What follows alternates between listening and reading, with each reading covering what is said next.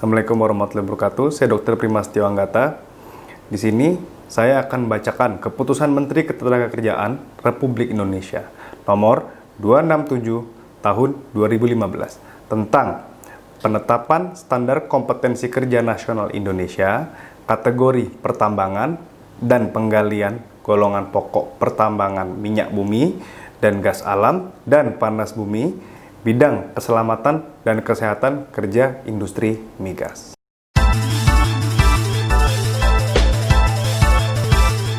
Daftar kompetensi. Kompetensi yang pertama, menggunakan alat pelindung diri atau APD di industri migas. Yang kedua, melakukan pemadaman kebakaran di industri migas. Yang ketiga, mengoperasikan peralatan pemadam kebakaran di industri migas.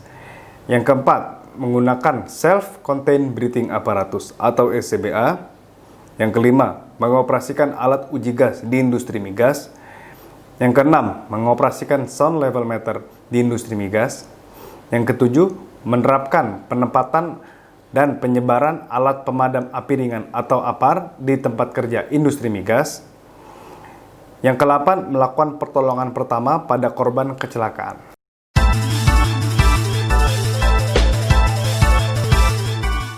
Assalamualaikum warahmatullahi wabarakatuh. Balik lagi bersama saya, Dr. Primastio Anggata. Kali ini saya akan bawakan materi tentang CPR atau Cardiopulmonary Resuscitation.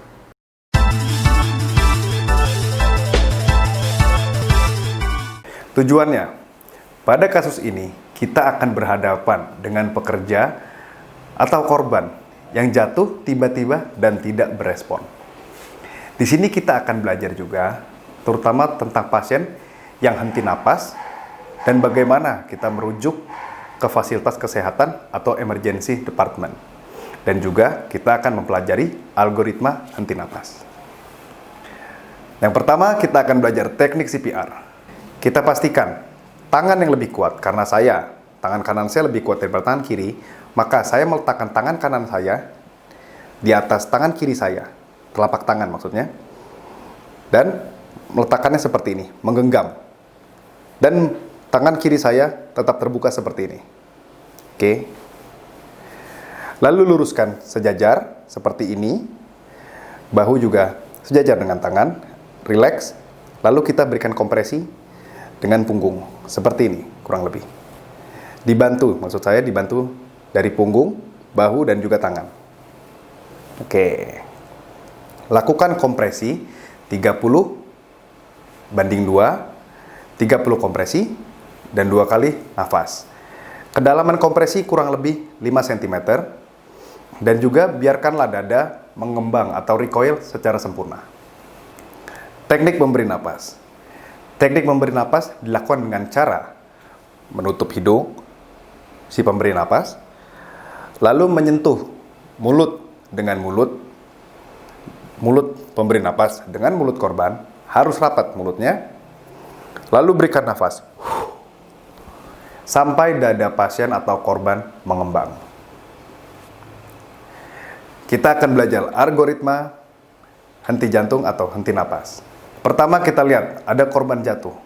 Nah, pastikan tempatnya aman. Apabila berada di tempat yang tidak aman, seperti di jalan atau di tempat industri yang kurang aman, kita harus pindahkan dulu ke tempat yang lebih aman dan bawahnya keras, karena kita bisa jadi akan melakukan CPR yang membutuhkan permukaan bawah yang lebih keras. Minta bantuan dan call emergency. Apabila ada rekan atau teman, minta dia call emergency sembari kita memberi bantuan. Oke? Lalu kita cek nadi. Cek nadi selama 10 detik. Bila dia tidak ada nadi, berikan CPR 30:2 selama 2 menit. Apabila dia ada nadi tapi tidak bernafas, berikan bantuan pernafasan selama 6 detik, jadi kurang lebih 1 menit dilakukan sebanyak 12 kali. Cek nadi setelah 2 menit pemberian pernafasan. Apabila korban bernafas dan juga terdapat nadi, monitor sampai adanya bantuan. Oke. Di sini kita juga meminta alat AED untuk korban yang jatuh, lalu tidak ditemukan nadi dan juga tidak ada pernafasan. Bila AED sudah datang, tempel ke dada, cek ritem, di situ akan keluar gambar shockable atau non-shockable.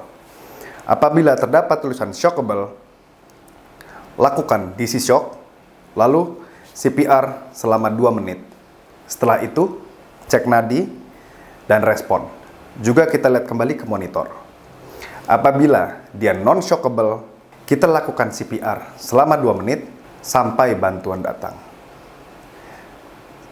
Sekian dari saya. Terima kasih. Assalamualaikum warahmatullahi wabarakatuh.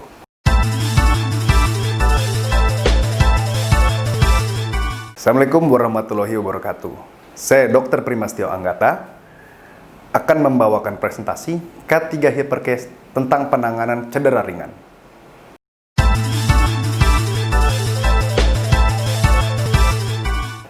Tujuannya, kita dapat memberi pertolongan pertama pada korban cedera ringan, contohnya keseleo atau terkilir.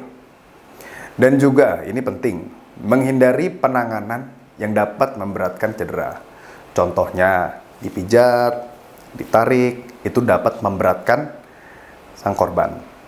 Oke, dan juga kita mengetahui alur penanganan pertama pada cedera ringan sebelum akhirnya kita rujuk ke expert. Oke, di sini sangat simpel. Kita hanya perlu menghafal RICE, R, I, C, dan E. Yang pertama rest.